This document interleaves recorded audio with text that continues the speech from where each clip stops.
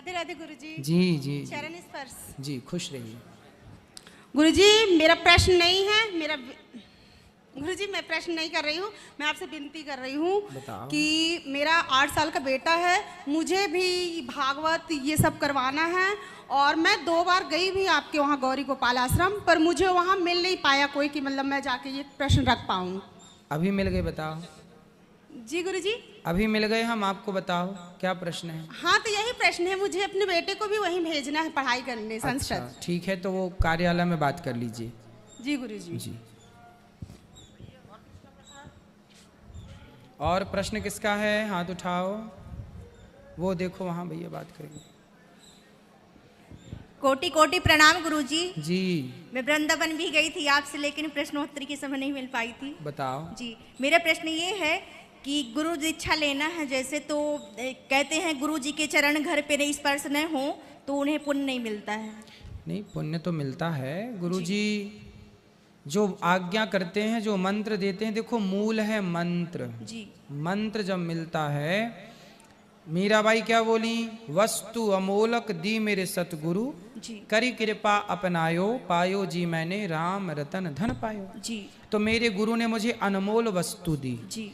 अब गुरु जी घर आ जाएं अच्छी बात है, पर नहीं आए तो कोई बात नहीं, कोई अनुकूल हो टाइम उनका तो आएंगे, नहीं होगा तो फिर कोई बात नहीं, आप जुड़े रहिए। गुरु नहीं आ पाते आपके पास तो आप जाइए ना गुरु के पास। जी। एक ही बात है, हम आपके पास आए, आप हमारे पास आए, बात एक ही है। इसलिए गुरु जी होते हैं व्यस्त, हजारों काम होते हैं, सबके पास जाना संभव नहीं होता।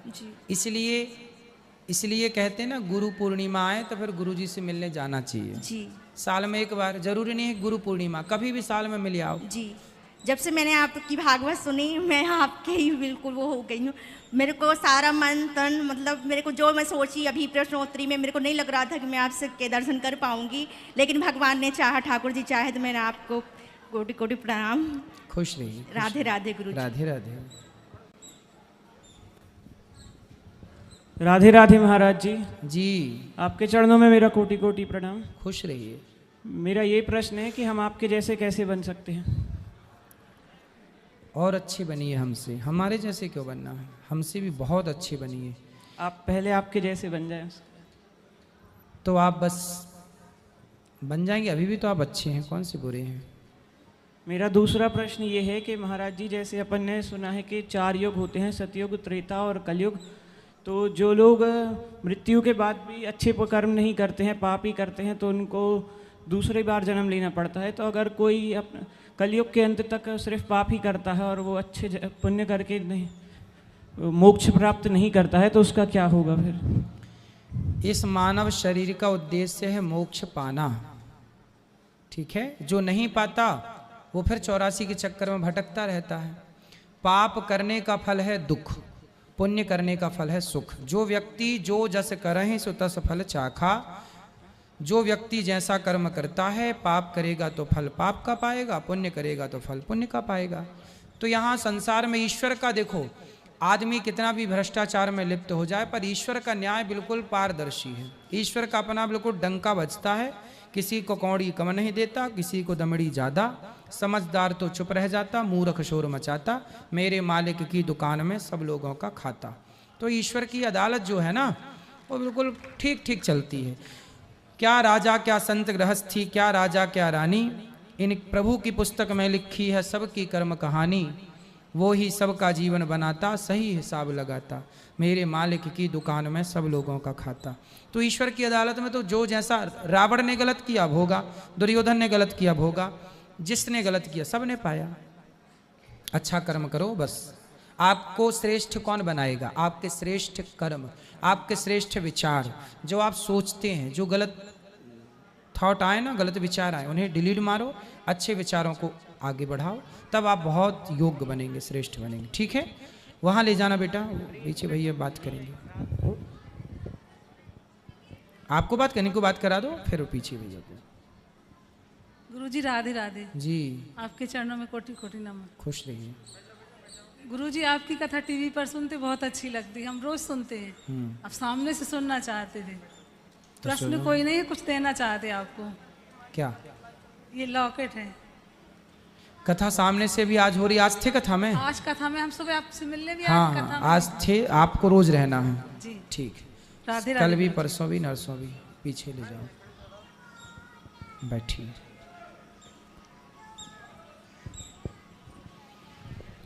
गुरुजी जय श्रीमन नारायण। जय श्रीमन नारायण। गुरुजी के चरणों में कोटि कोटि चरण वंदन। खुश रहिए। गुरुजी आपने बताया भी रिमझा स्कूल के लिए स्कूल बनवाना चाहते हैं, उसके लिए मैं एक गुल्लक लाया हूँ, वाह वो स्कूल के लिए देना चाहता हूँ। वाह, ये पहला दान है आपका स्कूल के लिए, तालियां बजाइए इनके लिए। ये गौरी गोपाल जो गुरुकुल यहाँ स्कूल बनेगा उसके लिए पहला सहयोग देखो इनका। जी गुरुजी मैं कटनी से हूँ, कटनी से। ये हमारी धर्मपत्नी है और ये हमारी बहू, वो हमारा पोता। हम आपके डेली सत्संग सुनते हैं, ऐसा कोई दिन नहीं है जो आपका सत्संग न सुने। वाह। सुबह 4 बजे भी नींद खुलती है तो आपका चैनल चलाते हैं इशारा, और एक 6 बजे चलता है दंगल 2, जी जी। और दोपहर में चलता है साधना। आपके इतने हम हो गए हैं कुछ कह नहीं सकते।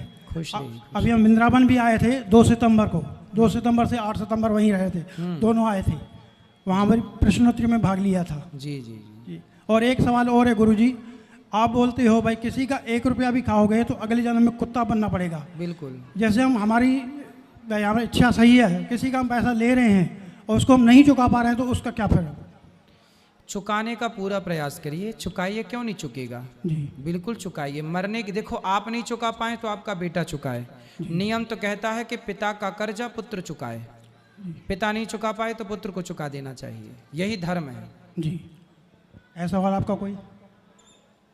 देखो ये कटनी से आ रहे हैं कथा सुनने, रोज आइएगा। बिल्कुल रोज आऊँगा गुरु, मैं तो आऊँगा रोज, पर और कोई आए ना आए। बिल्कुल सब आएंगे। गुरुजी राधे राधे। जी गुरुजी हम ऐसे पति से धन्य हैं, ये आपके बहुत अच्छे शिष्य बन चुके हैं जब से आपका सत्संग सुने हैं। जी। मुझे भी एक खुशी हुई है, मैं आपसे मिलने वृंदावन भी आई थी, फिर यहाँ भी लेके आए हैं, और आपका सत्संग सुनने में अच्छा लग रहा है। खुश रहिए। राधे राधे। राधे राधे। थोड़ा और पीछे हो जाओ। हाँ राधे राधे मामा जी। राधे राधे। मेरा प्रश्न यह है कि जब हम दुर्गा चालीसा पढ़ते हैं तो उसमें एक लाइन आती है, धरा रूप नरसिंह को अम्बा, प्रगट भई फाड़ कर खम्बा। ठीक तो है। जब नारायण जी ने नरसिंह अवतार लिया था तो ऐसा दुर्गा चालीसा में क्यों लिखा है कि धारा रूप नरसिंह को अम्बा? ऐसा है कि भगवान के राम जन्म के हेतु अनेका, एक ते अधिक एक ते एका। भगवान के अवतार लेने के बहुत सारे कारण होते हैं। पहले आपको एक चीज़ क्लियर समझ लेनी चाहिए कि जो दुर्गा हैं, हमारे यहाँ 5 की उपासना होती है, जिसे पंचदेव उपासना कहते हैं। दुर्गा, भगवान शंकर, गणेश जी, सूर्य, हाँ। और भगवान नारायण। ये पंचदेव हैं, भगवान विष्णु, ये पंचदेव हैं। जी। इन 5 को अलग नहीं मानना चाहिए। अच्छा ये बताइए उंगलियां कितनी हैं टोटल? 5। लेकिन ये 5 उंगलियां एक ही हाथ में है ना? हाँ। मूल में हाथ कितने हैं? एक। ऊपर जाके कितनी हो गई? 5। उसी तरह मूल में भगवान एक हैं, पर वही भगवान कभी शक्ति बन के दुर्गा बन के प्रकट हो जाते हैं, वही कभी शिव बन के प्रकट हो जाते हैं। शिव पुराण पढ़ोगे तो शिव जी ने सृष्टि की, दुर्गा जी का आप देवी भागवत पढ़ोगे तो देवी जी ने सृष्टि की, गणेश पुराण पढ़ोगे तो गणेश जी से मिलेगी। तो कन्फ्यूज हो जाते हैं लोग कि भाई क्या सही है? सब सही है, मूल में एक है, ऊपर जाके हमारे भगवान ना अनेक रूप आय विष्णवे प्रभु विष्णवे। तो कभी भगवान, कभी नारायण नरसिंह बन के प्रकट भये तो कभी भगवती नरसिंह बन के प्रकट हो गई। अच्छा ये बताओ रावण कितने हैं? एक रावण वो है जो जय और विजय श्राप के कारण रावण कुंभकर्ण बना। एक नारद जी के श्राप के कारण शिव जी के गण रावण कुंभकर्ण बने। ये रामचरितमानस की कथाएं हैं पूरी। एक प्रताप भानु नाम का राजा रावण बना रामचरितमानस के अनुसार। तो रावण इतने हो गए ना, अनेक रावणों की कथा। एक बार जलंधर रावण भया जलंधर। तो राम कोई एक बार नहीं आए ना बेटा, राम बार बार आए जी। तो जब बार बार राम आए तो किसी कल्प में ये लीला हुई, किसी कल्प में वो लीला हुई। तो नरसिंह भी बार बार आए, प्रहलाद भी बार बार हुए। तो हुआ यही कि कभी दुर्गा नरसिंह बन के प्रकट हो गई, कभी नारायण नरसिंह बन के प्रकट हो गए। तो भगवान तो एक हैं, लीला करते हैं। जैसे आप एक ही हो, लेकिन आपको आपके पिताजी बेटी कहते हैं, आपका भाई आपको बहन कहता है ना, आपके मामा जी आपको भांजी कहते हैं, तो आप तो एक ही हो ना, पर रिश्ते बदल जाने से आपके नाम स्वरूप बदल गए। उसी तरह ईश्वर एक है, भक्त बहुत होने से अनेक अनेक भक्तों ने उन्हें अनेक अनेक नाम, अनेक अनेक रूपों से जाना और पहचाना। बात एक ही है। जी बहुत बहुत धन्यवाद। राधे राधे। जी राधे राधे। और किसका प्रश्न है? लो बच्चों को दो। राधे राधे गुरुजी। जी जी जी, मेरा ये प्रश्न है कि हमें टीवियों में दिखाया जाता है कि सबरी ने भगवान राम को बेर खिलाए थे। ठीक है। बट रामचरितमानस और रामायण में बेर का कोई वर्णन नहीं है, वहाँ कंदमूल फल कहा गया है। तो ये सही। बेर शब्द कहाँ से आया? आपने कितनी रामायण पढ़ी है? रामचरितमानस और रामायण देखा है उसमें। केवल 2? हाँ। आनंद रामायण पढ़ी है? नहीं आध्यात्म रामायण पढ़ी है आपने? नहीं नहीं। रामचरित सत कोटि अपारा, करोड़ों रामायण हैं जी। अभी मैंने थोड़ी देर पहले उस बच्ची को क्या बताया कि राम कई बार आए, कई रावण हुए ना, तो कई बार राम आए। तो किसी कल्प में कंदमूल फल खिलाने की कथा है, तो किसी कल्प में जूठे बेर खिलाने की कथा है। इन रामायणों में नहीं है, पर अन्य किसी रामायण में ये उल्लेख है। बहुत सारी रामायण है ना, तो अनेक अनेक रामायणों में ये उल्लेख मिलता है। इसलिए ये बात कहेगी, कोई भी बात यूं ही नहीं है। अच्छा। तो अनेक बार राम हुए, तो कभी राम ने कंदमूल फल खाया। शबरी वही है, तो कभी उसने जूठे बेर खवाए। शबरी का स्थान बदल जाता है, मतलब आज ये शबरी बनी तो कल कोई पुण्यात्मा महिला वो शबरी बन जाएंगी। राम वही हैं, पर बाकी पात्र जैसे रावण बदल गए, ऐसे शबरी भी बदलती रहती है। तो ऐसा कोई ग्रंथ वो है स्पेसिफिक रामायण जिसमें बेर का वर्णन? हाँ है, मैं आपको बता दूंगा, ढूंढ जी। के देख के बता दूंगा कि कहाँ पर है। जी अन्य रामायणों में खूब खूब वर्णन है। जी, धन्यवाद जी। राधे राधे महाराज जी। जी जी जी। मेरा ये प्रश्न है कि मेहनत प्रारब्ध के अधीन होती है कि मेहनत करने से सब कुछ मिल जाता है? मेहनत करने से ही सब कुछ मिलता है। भाग्य और प्रारब्ध के भरोसे ना बैठो। है सब चीज़ें, भाग्य भी प्रारब्ध भी अपना काम करता है, पर उन सबसे ऊपर है आपका कर्म। आप जितना श्रेष्ठ कर्म करते हैं ना, उतना श्रेष्ठ फल मिलता है। कर्म से ही प्रारब्ध बनता है। कर्म के 3 रूप हैं, संचित, क्रियमाण और प्रारब्ध।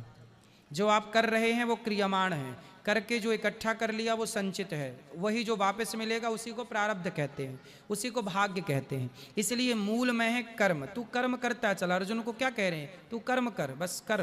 तू क्या कर रहा है अच्छा कर, बाकी फल मैं देने बैठा हूँ, तू कर, बस तू मेहनत और कर। जैसे प्रेमानंद जी महाराज कहते हैं कि भजन करने से सब कुछ प्राप्त हो जाता है, तो सब कुछ प्राप्त हो जाएगा भजन करने से? क्यों नहीं मिल जाएगा?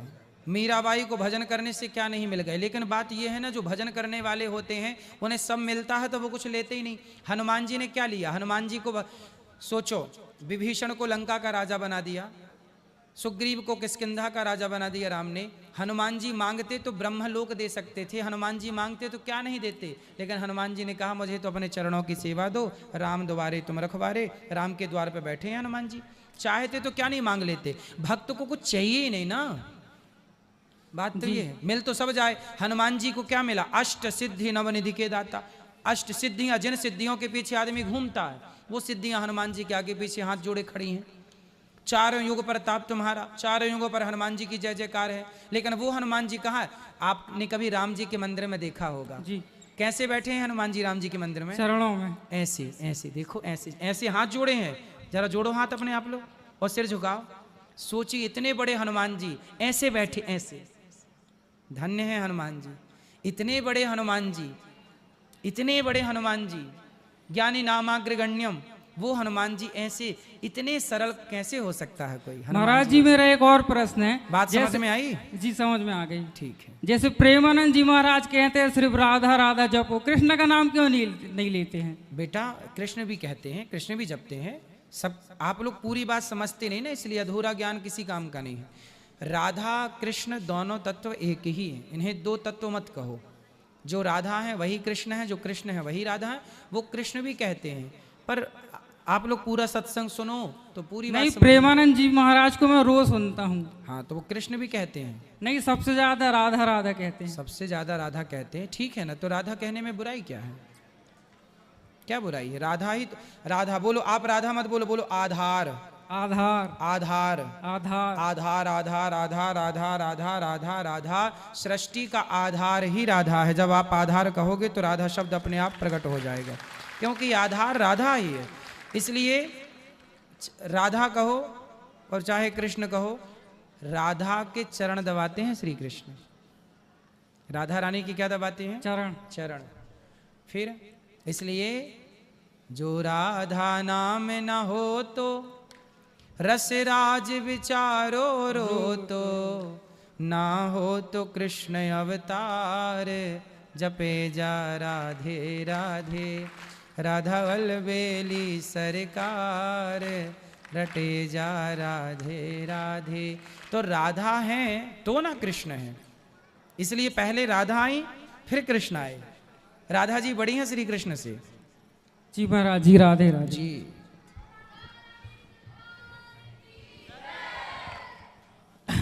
हमारे भैया डॉक्टर श्री अभिजीत बिश्नोई जी, अजय बिश्नोई जी के पुत्र हैं। जग्गी निवार जी, भूरा पाठक जी, आप सबका बहुत बहुत स्वागत है। जल्दी तो नहीं है जाने की? जाने की जल्दी तो नहीं है ना? कि है? बस थोड़ी देर और। राधे राधे गुरु जी। आप आए इसके लिए धन्यवाद। राधे राधे गुरु जी जी। राधे गुरु जी। मेरा एक विनय है कि मैं केवट जाति से हूँ। बहुत अच्छा। और जैसे राम जी के चरण केवट न पखारे प्रभु, तो वहाँ पे चरणामृत पिया। ठीक है। तो जो आज के केवट लोग होते हैं वो दारू क्यों पीते हैं ज़्यादा? अब ये सवाल तो आप केवटों से पूछो। तो प्रभु मेरा तो कोई नहीं मानता। मैं कहता हूँ कि जब अपन ने चरणामृत पिया है तो दारू का क्या सवाल है वहाँ पीने से? जब से राम जी के चरण केवट ने धोए तब से पूरी दुनिया में केवट के हाथ का पानी पीने का विधान हो गया कि भैया तुम अपने हाथ से पानी पिला दो, क्योंकि तुम्हारे हाथ प्रभु के चरण तक पहुँचे हैं। इसलिए आज भी इस क्षेत्र में जहाँ मैं पला बढ़ा, अपने इस क्षेत्र में तो केवट के हाथ का पानी पीना बड़ा शुभ माना जाता है। हर विवाह उत्सव में, हर तीज त्योहार में केवट का ही पानी पीते हैं लोग। क्यों? क्योंकि केवट के वो पवित्र हाथ हैं जो प्रभु के पांव तक गए। इस धरती पे प्रभु के पांव तक और किसी के हाथ नहीं गए, जितनी सरलता और सहजता से केवट के हाथ चले गए। अब ये तो केवटों को समझना चाहिए कि आप इतने पवित्र कुल से हैं, जिस कुल को कृतार्थ करने राम कुटिया पर पहुंचे केवट की, तो ऐसे केवटों को शराब नहीं पीना चाहिए। आप ठीक कह रहे हैं। तो गुरु जी कृपा करके थोड़ा आप अपनी कथा में बोला करें कि केवट जाति को दारू नहीं पीना चाहिए। नहीं, सबको दारू नहीं पीना चाहिए, मैं सबके लिए बोलता हूँ, पर अब केवट के लिए विशेष बोला करूंगा। ठीक है। मेरे हिसाब से तो ये लग रहा है कि मेरी केवट जाति से वो कंपनियां चल रही हैं। कौन सी कंपनी? दारू कंपनियां हैं। हाँ सही कह रहे हैं, सही है। दारू कंपनी आपकी जाति से चल रही है। ठीक है। जितने हैं जहाँ भी जाओ रिश्तेदारी में सब दारू पीते हैं। तो कौन सी वाली पीते हैं? अब सर गुरुजी मुझे जानकारी नहीं है, क्योंकि मैं पीऊँ तो बताऊँ। आप नहीं पीते? नहीं। चलो आप बहुत अच्छे हैं। चलो तुम्हारे लिए गीत सुना देते हैं एक लाइन का। केवट, माइक दो उस बच्चे को। केवट क्या कहता है? केवट कहते हैं राम जी से कि हे राम, नाथ इस अनाथ पर, नाथ इस अनाथ पर दया कीजिए। राम अपने चरणों को धुला लीजिए। राम अपने चरणों को धुला लीजिए। राम इस अनाथ पर, नाथ इस अनाथ पर दया कीजिए। राम अपने चरणों को धुला लीजिए। राम अपने चरणों को धुला लीजिए। वाह, सुंदर, बहुत बढ़िया गा रहे हैं। सुंदर, बहुत सुंदर। अब केवटों के लिए हम बोला करेंगे, ठीक है, कि दारू ना पिया करें।